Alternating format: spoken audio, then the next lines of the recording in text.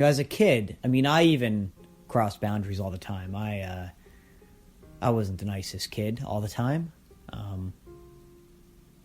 and I didn't realize why.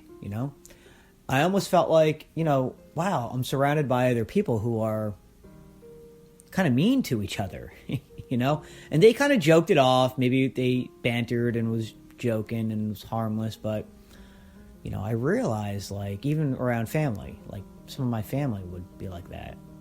Actually, just one member of my family was always like that. But they were worse. They were more abusive. But relating to, like, childhood, I realized there were people that always, like, knocked at you. And it's like, I think some kids, it almost seemed like tribalhood in a way. It's like, you can't take it, blah blah blah, stuff like that. And I think they used to call it, like, toughen you up, and you're going to be tough. We're toughening you up, and I think there's value to some of that stuff, and even some truth to a lot of that. It's like,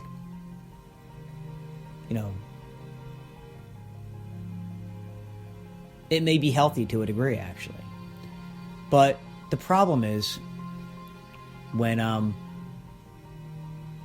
someone really just doesn't want that to happen, and they're not doing it back to the others, but the person who doesn't want it to happen, if you can imagine, like, kids being all together, and maybe you're that kid, or maybe just a kid in general is being like that, like, very having a low tolerance or more sensitive, and they're doing nothing about it. You have to realize, if you do nothing about it, it's probably always going to continue. And even if you do something about it, doesn't mean it's going to stop. This is why we don't want to continuously try to stop people.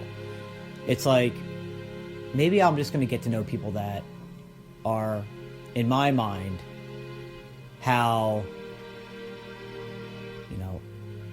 I want to be treated, and this is how I want to treat others.